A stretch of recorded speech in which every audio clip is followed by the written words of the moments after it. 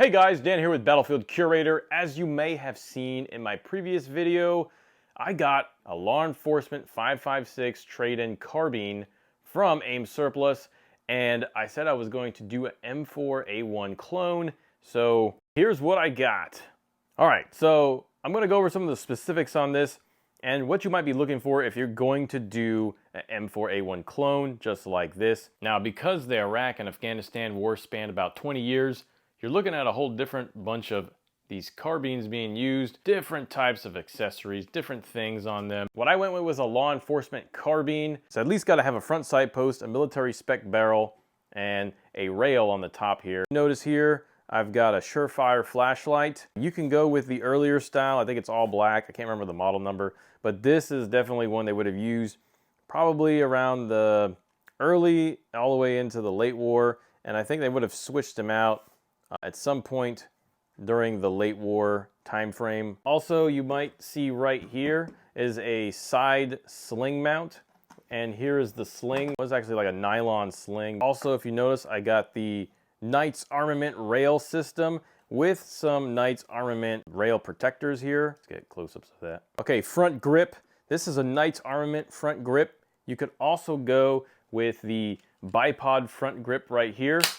Pretty nifty for using at the chow hall. It's kind of got some weight to it. If you're combat arms, you probably wouldn't have had this on there, but if you're going to the chow hall, you definitely wanted to not just put your rifle on the ground, so you might use this to prop it up, and it'd be easy to pick up and take back when you're ready to go. And something else that you might have seen downrange would have been like the angled grips from Magpul. I saw a few of those, not too many people had them. I know you could have got them from the PX, so that's something else you could look for, but not very common. All right, next we got an Aimpoint Comp M2.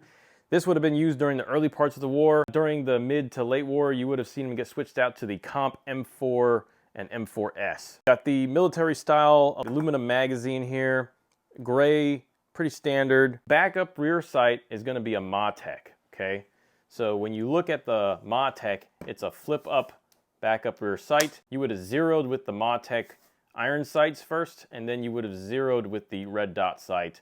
So that way you can go to the range and qualify with your red dots. But if for something ever happened to your red dot, you always have the backup Matek sight here. You can adjust it from side to side when zeroing, and it's got a pretty decent elevation range. All right, so that's just what I got on here. Some of the things that you would have seen on there that I don't have is you would have seen a PEC 2 or a PEC 15. It's pretty much just a laser pointer. And if you zero it at night with your nods, that would be the ideal thing to do to make sure it's accurate and on point. Besides the Aimpoint Comp M2, you would have also seen the Aimpoint Comp M4 and the M4s.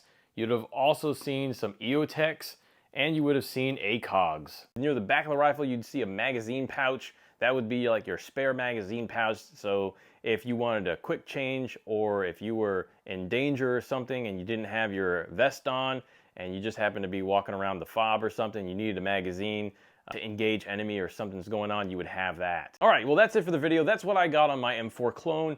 Pretty easy, pretty simple. It wasn't too bad on the cost either. I was able to get some of these things for pretty cheap.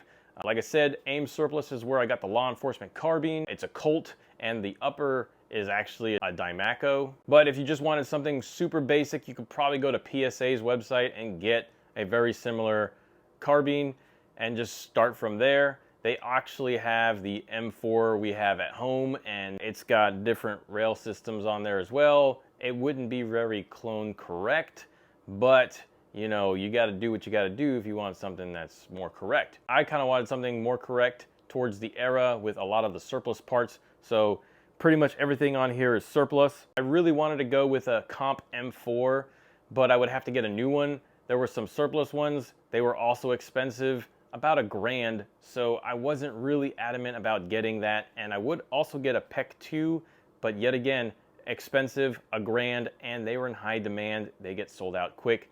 I got a lot of the things like the Knights Armament rail system and the Matek. I got that from Wetworks. I also got some stuff from Brownells. If you just search around, look around on the internet, you can find yourself some of these things. Look at some examples.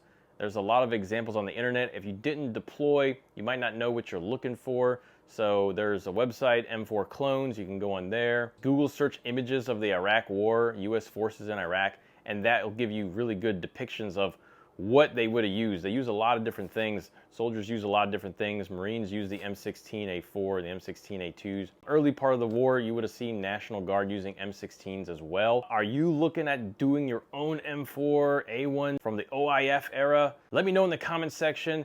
Did I miss anything here? Pulverize the like button, subscribe if you haven't. Be sure to learn history and curate history. Make it a great day.